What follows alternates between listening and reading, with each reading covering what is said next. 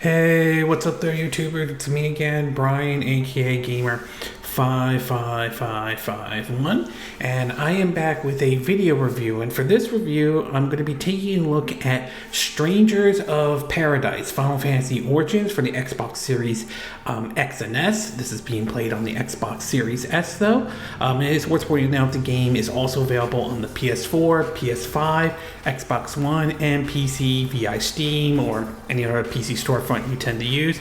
Plus, I want to give my thoughts on the Season 1 of Vox Machina, which I just finished watching on Amazon Prime. And if you're interested in any gameplay footage of Strangers of Paradise Final Fantasy Origins, I'll have a link down in the description down below, or you can click on the card that will appear up on this video, assuming you're watching this on YouTube. And for parents out there, it's worth pointing out that Strangers of Paradise Final Fantasy Origin is rated M for mature audiences only, ages 17 and up by the ESRB, while the Legends of Vox Machina is rated TVMA. When it comes to Final Fantasy games, most people know them from sort of the mainline series, ranging from the original Final Fantasy up to games like, Final Fantasy 7, 8, 9, 7 being the most popular one out there. My personal favorite is Final Fantasy X and Final Fantasy 12, though. But every now and then we do get a little bit of games that are somewhat of a spin-off of it to a certain degree. We have games like ranging from Final Fantasy Tactics to Final Fantasy Crystal Chronicles, though, and now we have one called Strangers of Paradise Final Fantasy Origin, acting as basically supposedly the prequel before the events of the original Final Fantasy game. This one being developed by Koei Tecmo and Team Ninja and being published by Square Enix. And I was kind of surprised to see Square Enix team up with Koei Tecmo and Team Ninja on this, though. And after playing the game, I will say that the game certainly is enjoyable, though, even for a Souls-like type of a game. But I will say, don't go in expecting this to give a game like Elden Ring a run for its money or anything like that. So why don't we get started with the pros and cons, and we'll start off first with the pros. And the first one has to do with the gameplay. The gameplay is very similar to Koei Tecmo and Team Ninja's Nioh, Nioh, apologize if I'm not saying it correctly, though, but 1 and 2 that they have worked on, which to me, as far as Souls-like games go, I enjoyed that one the best, though, because those games had like an Onimushu vibe to it, though. And the gameplay in Final Fantasy Origins is very similar, though. Unlike Nioh, where you had a high, medium, low stance, you don't have those. You don't have that type of gameplay, but there are certainly some similarities, though. You do get gear in the game, though, and you can use that to basically break down to materials to upgrade gear that you find that you think it's better, or certain things like that. You can also bring in up to 3 other players as well, basically NPCs or computer controlled players, or you could play it with neither of those characters available, to be exact. Another thing to point out is that the game can be played offline or online, and the game also has a difficulty option as well, so you can play this on easy, normal, and hard, which certainly is a nice addition for those who might be turned off in terms of the Souls-like games, though, or don't like it when they don't have a difficulty options, though. Star Wars Jedi Fallen Order is another game that has a difficulty option, to be exact, though. So from gameplay perspective, though, it has a null-like gameplay to it, though, and that certainly is not a bad thing, though. Worth pointing out, though, difficulty options are not available in Nioh 1 or 2 or anything like that. The next thing I do want to talk about is that the game offers different kinds of classes, though, where compared to where Nioh, you basically had different type of weapons to choose, and you had a high, medium, or low stance in terms of when you want to attack the enemy, though. Stranger of Paradise Final Fantasy Origins offers basically different classes, though. You could have a sword-like person, or someone with a sword and shield, one that uses basically fists, a thief, or basically different kind of classes to choose from. You gain some of these classes when you update the classes you have, though, and they can level up as high, as far as I'm aware of, up to level 30 and all. And you can also upgrade in terms of basically, ranging from special moves to certain buffs to make that class better. On top of that, though, during some of the missions that you do in the game, you'll get Arminia, if I'm saying the name correctly, though. And those can be used to kind of, let's say if you're not using a certain class, you can use that to sort of level up that class a little bit easier and all. So I do like the different choices of classes you could choose from, though, for your character, Jack, though. Later on, you'll be able to basically upgrade different classes for your other characters as well. So certainly nice that they offer different classes to choose from to fit the kind of play style that fits you the best. And last but not least is the graphical option that they have, though. And basically you can play the game in performance or fidelity mode. Like basically you can choose to play it at a higher resolution but at a lower frame rate, 30 frames per second, or in performance where the resolution is lower, but you can have it at basically at 60 frames per second, though. Now there have been some videos that pointed out how it's not perfect at 60 frames per second. Some of that I think is from Digital Foundry, though. Based on my time with the game, though, I've been playing it in performance mode, even on the Xbox Series S, though. I would say the game ran perfectly fine and all. I didn't see the frame rate drop to a point where the game was unplayable or anything like that. The only time I saw the frame rate maybe drop is when they do the cutscenes, which has the game running, which basically run it at 30 frames per second. But other than that, though, it runs at 60 frames per second, assuming you're playing this in performance mode. So nice that the game has a graphical option, though. Obviously, since I'm more of a gameplay over a graphics person, I prefer to keep it running at 60 frames per second. Okay, we're going to take a quick break, and when we get back, we'll get to part 2, which is the cons. Plus, I want to give my thoughts on Season 1 of The Legend of Vox Machina. So, we'll take a quick break, and we will be right back.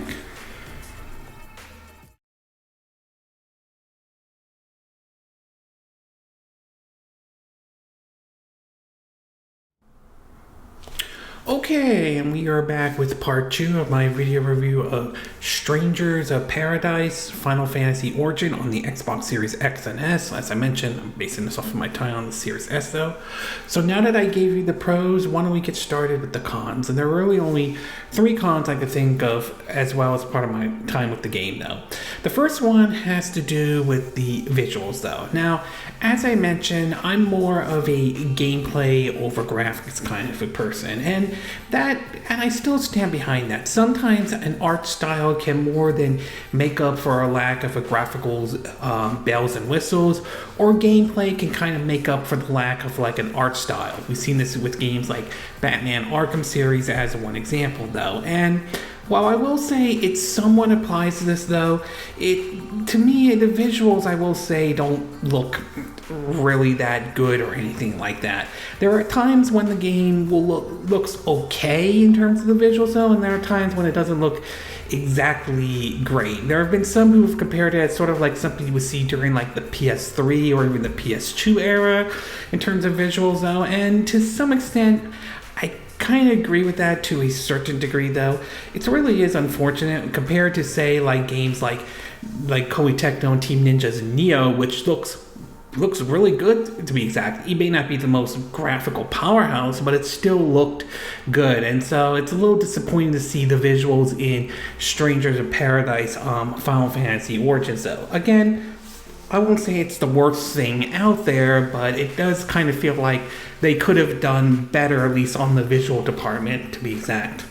The next thing I do want to talk about is the characters, and I will say the characters just don't really interest me or anything like that. I mean, the dialogue in the game is one of those, it's like, it's so bad, it's good, though. I mean, it's not like it's like annoying or anything, but it's just not great, and it's just, the plot isn't exactly the greatest thing to write about, which I'll get to that in a minute, but the characters like Jack just doesn't seem interested or anything like that. He seems like a one-dimension character and all, so from a character standpoint, doesn't really look that great or anything like that.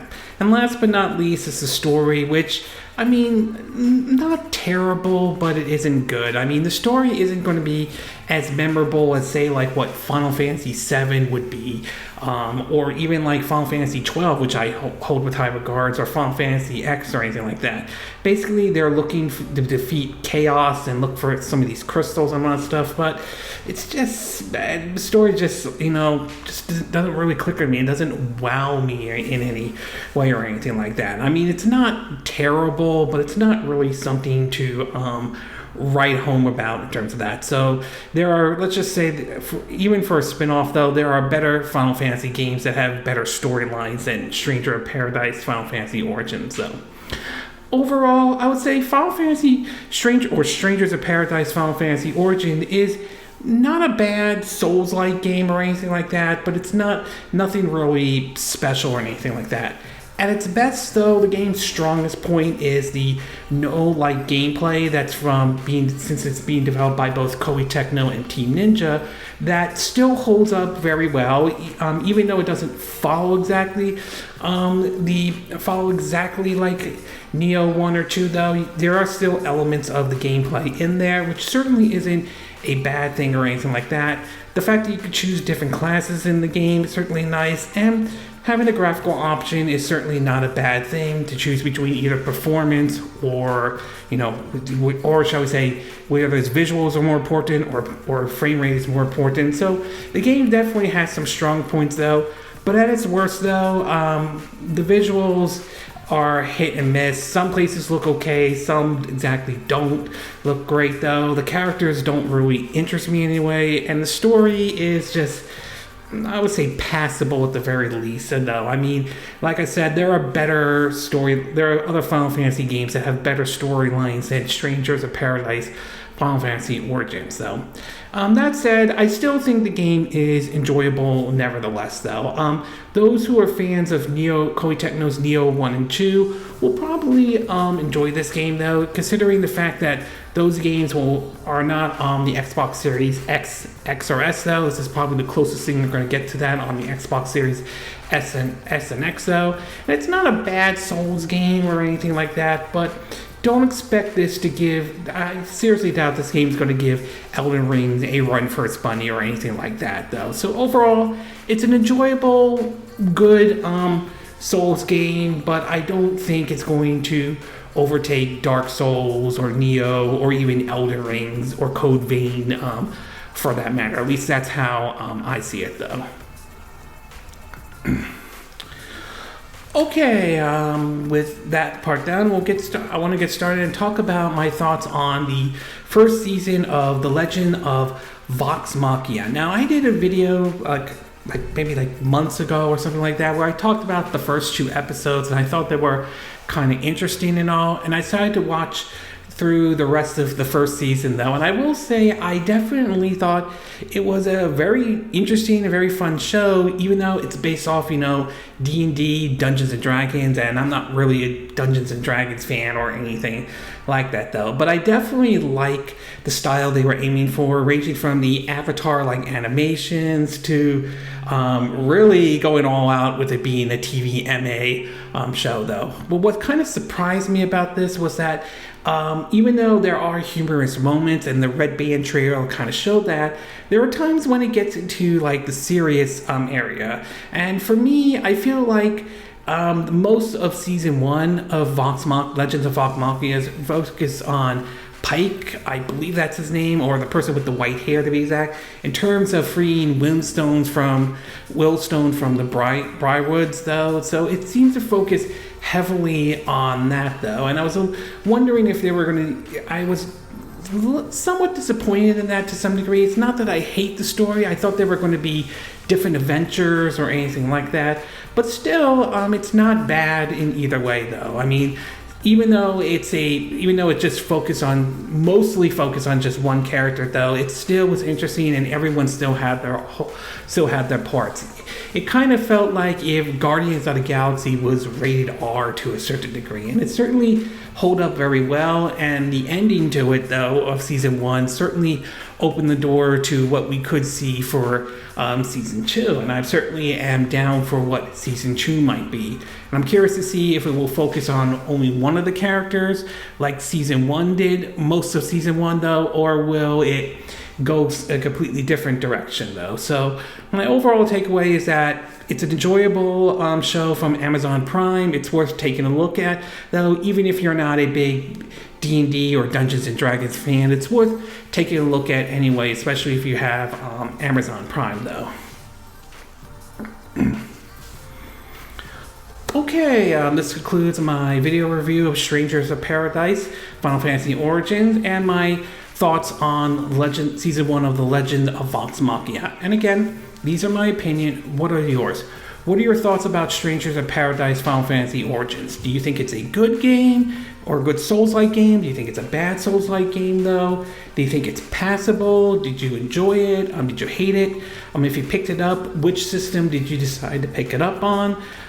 Do you think you like the Nioh-like gameplay? Do you not like it, though? Do you think the visuals are bad, or do you think you're okay with it? And what are your thoughts about The Legend of Vox Machina Season 1? Did you enjoy the show in any way? Are you looking forward to if they're doing a Season 2, though? What kind of direction do you think they might go if they do a Season 2? Do you agree with what I said in this video? Do you disagree? Do you have a difference of opinion? As always, sound off on the comment section below. Let me know what you think. And if you do like this video, I hope you hit the like button. I would appreciate it. If you do, and I hope you subscribe to my YouTube channel. If you do, make sure you hit the bell icon for notifications of any new videos I put up.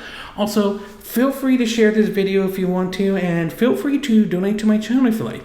You can do it through PayPal me or Patreon.